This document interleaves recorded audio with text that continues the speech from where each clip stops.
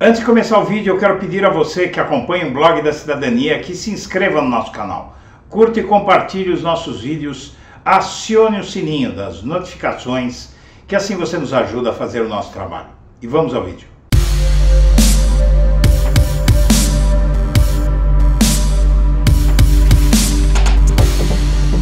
Bom dia, senhoras e senhores. Hoje é 1º de setembro de 2022, são 8 horas da manhã.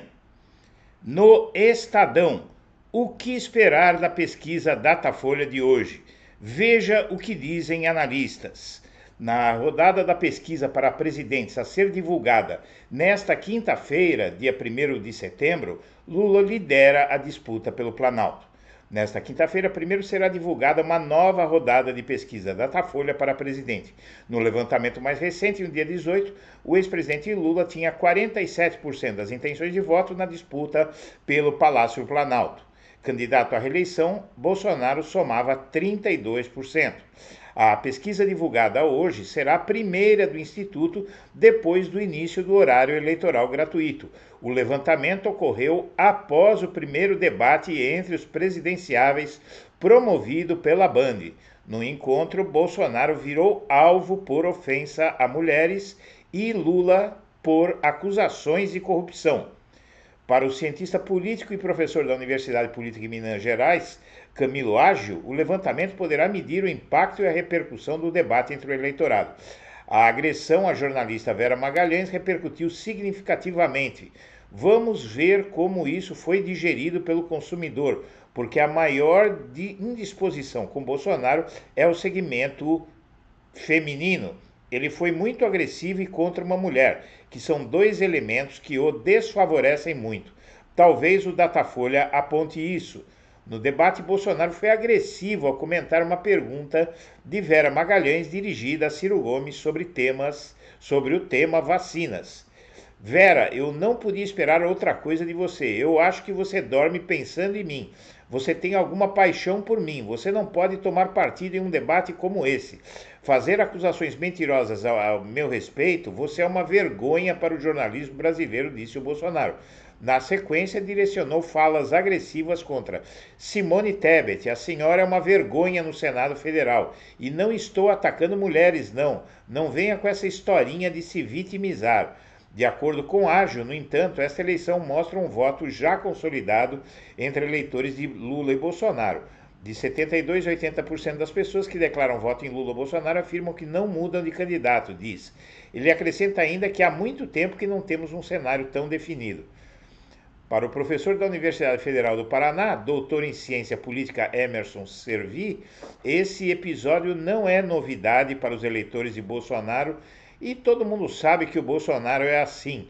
Muito provavelmente o efeito não será tão grande. O fato, minha amiga, meu amigo, é que todas as pesquisas apontam, as pesquisas mais sérias, IPEC, Quest, apontam para a cristalização do cenário.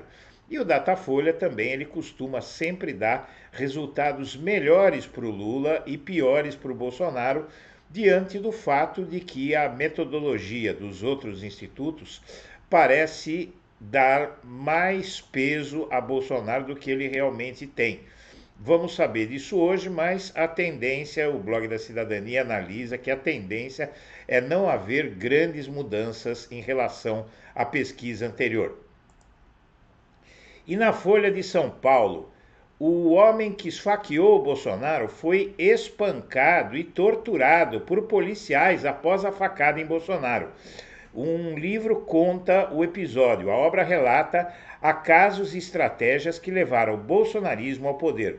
Momentos depois de dar uma facada no então candidato Jair Bolsonaro, Adélio Bispo de Oliveira foi conduzido ao primeiro andar de um prédio comercial de Juiz de Fora.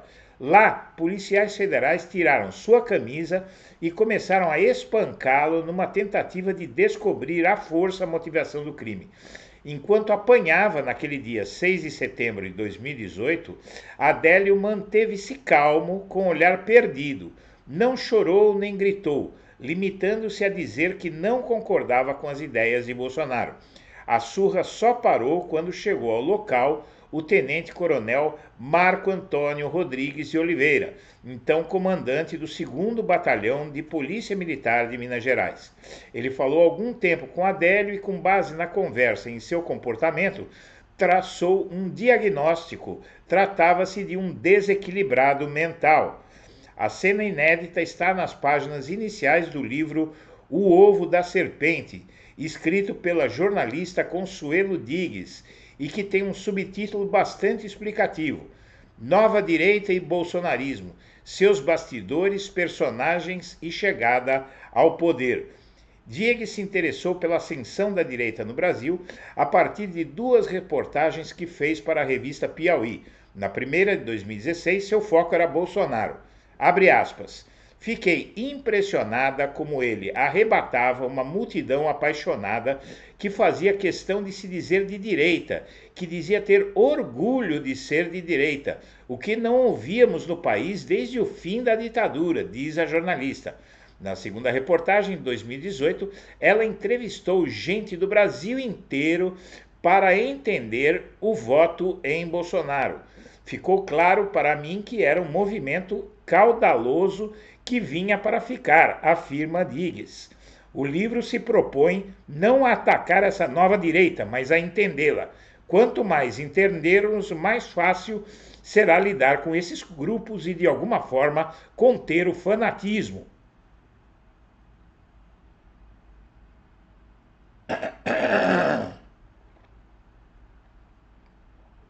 Voltando a 2013, percorrendo os anos até um pouco depois da eleição em 2018, o livro mostra como o bolsonarismo, entendido como carro-chefe da nova direita, floresceu num solo em que se misturaram acaso, oportunismo e estratégia.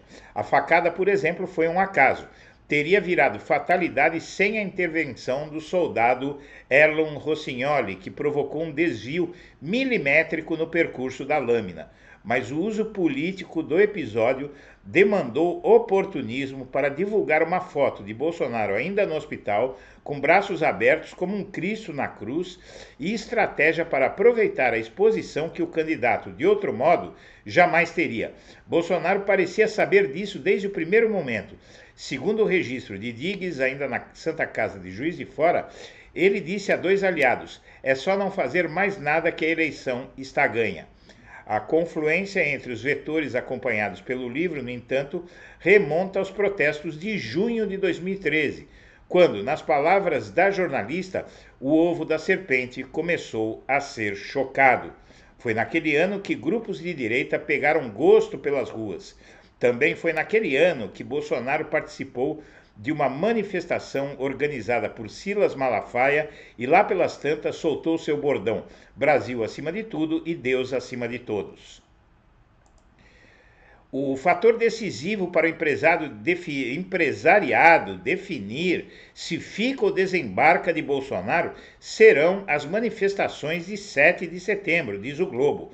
Fora da confraria do golpe, formada por alguns empresários bolsonaristas, boa parte do empresariado que apoia Bolsonaro tem uma data definida para decidir se segue com ele ou se desembarca de vez, o 7 de setembro. O fator determinante será o tom das falas de Bolsonaro nesta data. Se o presidente voltar a colocar as urnas em xeque e manifestar novamente seu ímpeto golpista, muitos executivos garantem que migrarão para Lula. E Lula avança na eleição do vídeo e quebra a hegemonia de Bolsonaro no TikTok e no YouTube. O PT tenta quebrar a hegemonia de Bolsonaro nas redes sociais e conseguiu superar o adversário em plataformas de vídeo como TikTok e YouTube no último mês. E Janones diz esperar ser punido por ter chamado de capitão do mato Sérgio Camargo, ex-presidente da Fundação Palmares, diz o UOL. O deputado federal André Janones lamentou ter chamado Sérgio Camargo, ex-presidente da Fundação Palmares, que é negro, de capitão do mato. Janones fez a declaração durante a confusão na sala onde ficaram os convidados dos presidenciáveis que participaram do debate do último domingo, em debate transmitido pelo UOL em parceria com a Band. Um vídeo compartilhado no perfil de Camargo mostra Janones dizendo: "Bate aqui, vagabundo, vem cá, ô valentão, vagabundo, capitão do mato, desgraçado, você é um vagabundo." Ambos foram contidos na ocasião. E Lula usa o meio ambiente e o emprego para roubar votos de Bolsonaro no norte. Meio ambiente, desenvolvimento sustentável e emprego. É sobre esse tripé que o ex-presidente Lula se debruça para atacar Bolsonaro na viagem que faz à região norte nesta semana. E os filhos do Bolsonaro, sobretudo o Carlos, conhecido como Carluxo, pisaram na bola e deixaram que opositores ligassem sites ligados ao Palácio Planalto. O domínio bolsonaro.com.br está à venda e ele pode ser seu. Não dá para acreditar, não é mesmo? Pergunta Rafael Patrick, um especialista em comprar e revender domínios de internet, em um vídeo publicado em janeiro. O site bolsonaro.com.br, que era domínio oficial de Bolsonaro, viralizou nas redes sociais após usuários descobrirem que ele passou a mostrar conteúdos contrários ao presidente, inclusive com imagens que o retratam como Hitler e o diabo. E no Metrópolis, pastelão no serviço secreto, abandonado, o informante processa e pede indenização à ABIN porque parou de pagá-lo para dar informações. Parece uma comédia. E Ciro Gomes está processando Eunício de Oliveira, do MDB, aliado de Lula, após ser chamado de coronelzinho político de meia pataca. E por fim, não podemos aceitar um golpe, diz Bolsonaro a produtores rurais. Ele diz que o TSE e o STF querem dar um golpe de Estado no Brasil.